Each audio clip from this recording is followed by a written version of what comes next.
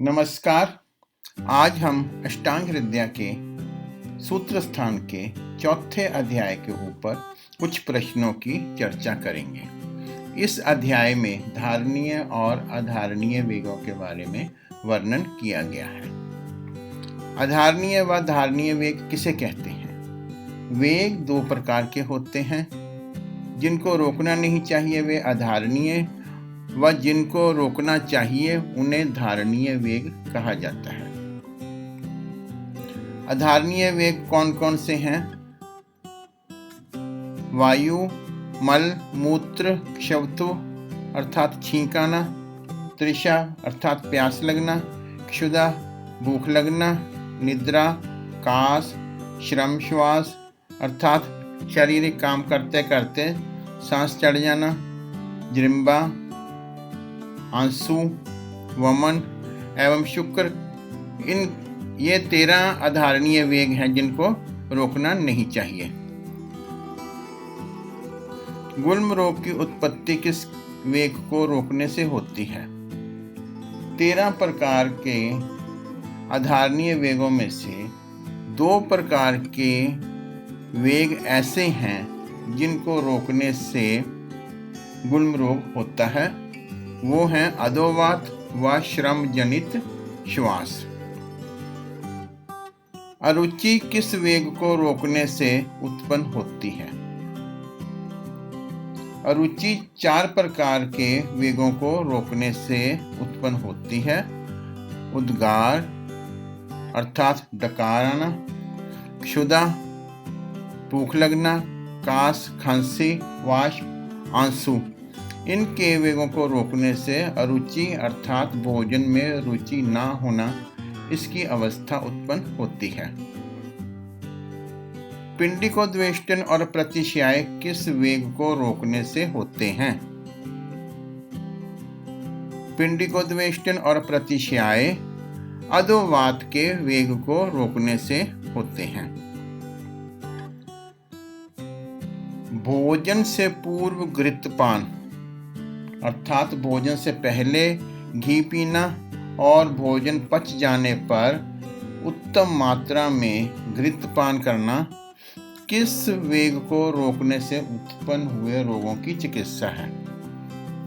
भोजन से पहले घृतपान और भोजन पच जाने पर उत्तम मात्रा में घृतपान कराना मूत्र के वेग को रोकने से उत्पन्न हुए रोगों की चिकित्सा है। फलवर्ती है ना, वर्ती का प्रयोग, अभ्यंग, मालिश, अवगाहन, टब बात होता है जैसे, स्वेदन और बस्ती का प्रयोग किस वेग से उत्पन्न रोगों को शांत करने के लिए होता है? फलवर्ती, अभ्यंग, अवगाहन, स्वेदन और बस्ती का प्रयोग 3 प्रकार के वेगों के उत्पन्न रोगों की चिकित्सा है। कौन कौन से? अधोवात, पुरीश व मूत्र। किसका वेग रोकने से उत्पन्न रोगों में हिक्का रोग के समान चिकित्सा करनी चाहिए?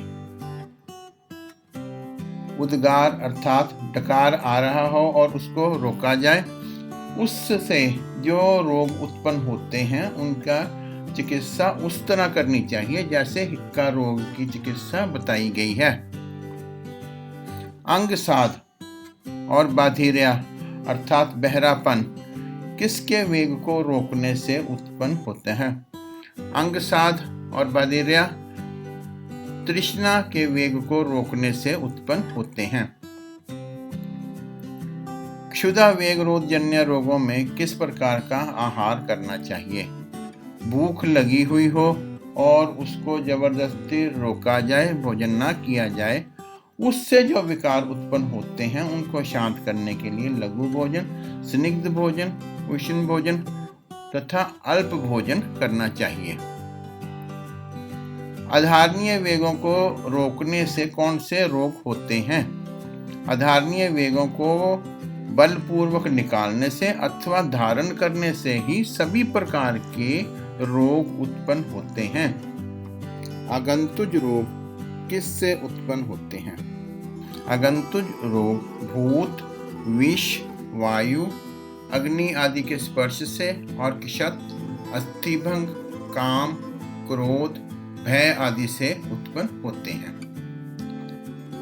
निज और आगंतुक रोग उत्पन्न होने से रोकने के लिए और उत्पन्न हुए रोगों की चिकित्सा के लिए क्या उपक्रम करने चाहिए?